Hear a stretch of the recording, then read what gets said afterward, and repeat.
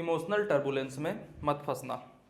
पहले बता दो 360 आर किया या नहीं, फिर उसके बाद एक पॉइंट पे बात करेंगे जिसके वजह से आखिरी के 100 दिनों में बर्बाद हो जाओगे। उससे बचाना चाहता हूं तुम्हें।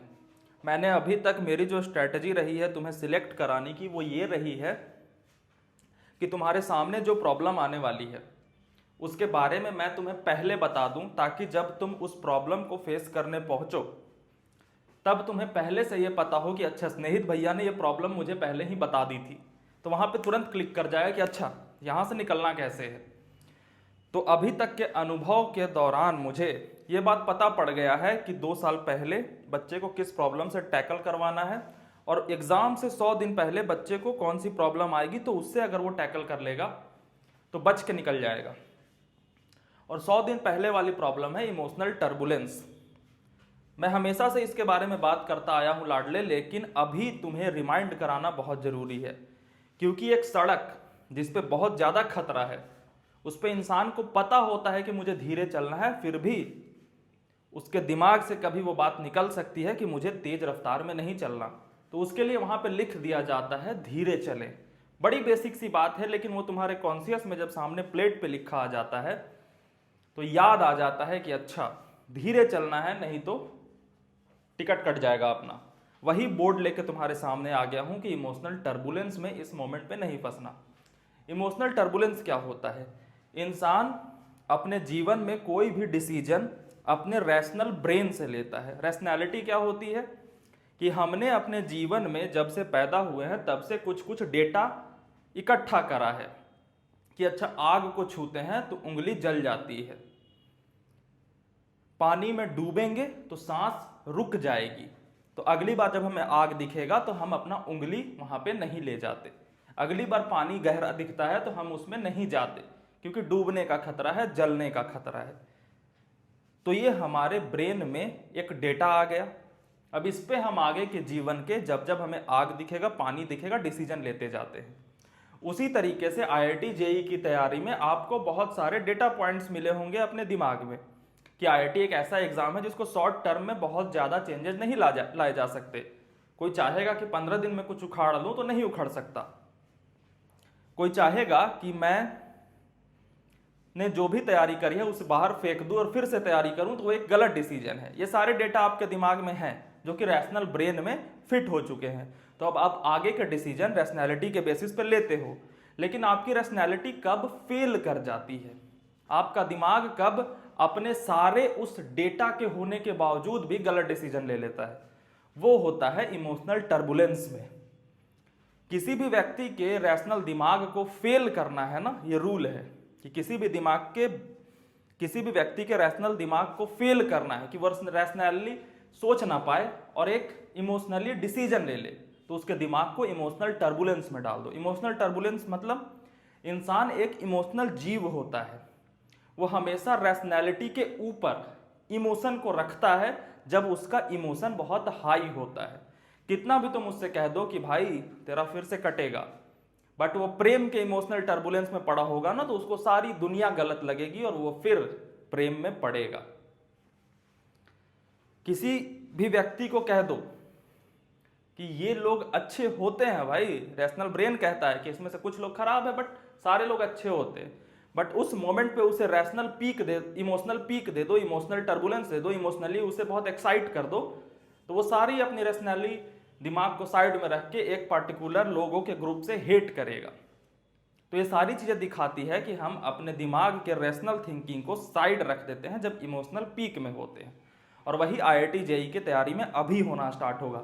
अभी बहुत सारी चीजें तुम्हें इमोशनली प्रेजेंट की जाएंगी एक जादूगर पैकेजिंग में, कि अभी तक तुम्हारी तैयारी अगर खराब है कोई बात नहीं, ये देखो जादूगर पिटारा, जिसे हम क्रैश कोर्स कह सकते हैं, जिसे हम 1 शॉट वीडियो कह सकते हैं, जिसे हम कोई PDF कह सकते हैं जिसमें 50 जादूगरी सवाल हो, जिसमें हम एक छोटा सा ट्रिक बॉक्स कह सकते हैं जिसमें बहुत सारे ट्रिक्स हों जिससे कि आप IIT का एग्जाम क्रैक कर लोगे, जिसमें कह सकते हैं कि ये बॉक्स है, इसमें तुक्का की स्ट्रेटेजीज दी गई हैं, इससे आप IIT का एग्जाम क्रैक कर लोगे। और उसके आसपास आपको इतने इमोशनल मैनिपुलेशंस के बाद कहे जाएंगे कि आप अपने रैशनल ब्रेन, जो कि आपको अभी तक सिखा चुका है कि ये सारी चीजें बेकार होती है, स्नेहित मिश्रा भुक भुक के पागल हो गया कि ये सारी चीजें बेकार है, इन सारी चीजों से कुछ नहीं होगा, वो सब आप साइड रख दोगे और फिर इस ट्रैप में घुस जाओगे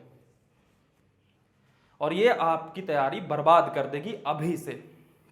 मैं हमेशा कहता हूं कि अगर किसी व्यक्ति के पास 1000 किलो बारूद है और वो फैला हुआ है, उसमें वो माचिस मारेगा ना, भुप से धुआं करके उड़ जाएगा, कोई असर नहीं होगा। लेकिन थोड़ी सी बारूद को बड़ी टाइटली अच्छे से बांध करके छोड़ेगा तो धमाके की आवाज होगी।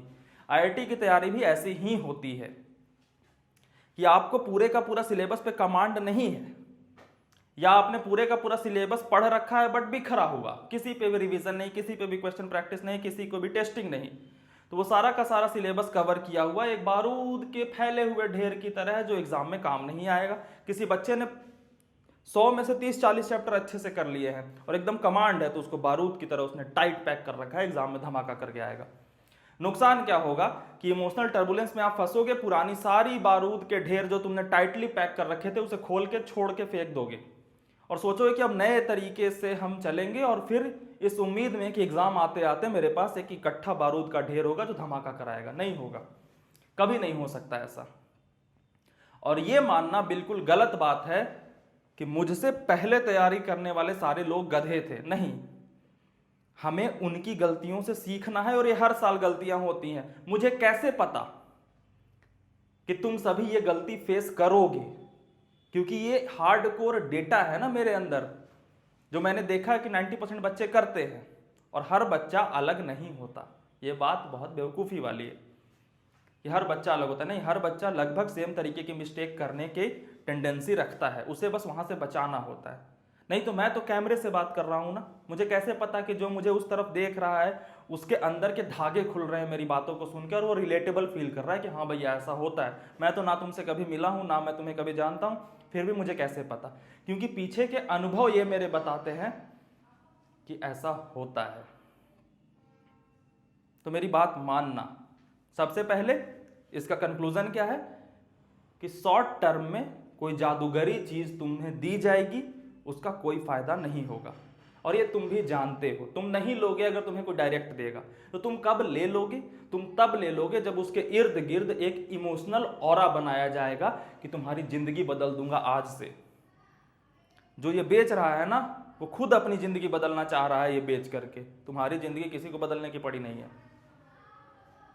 तो तुम्हारी जिंदगी कोई जादूगरी तरीके से नहीं बदल पाएगा। और ये तुम भी जानते हो लाडले, तुम्हें बताने की जरूरत नहीं है, तुम्हारा रैशनल ब्रेन जानता है।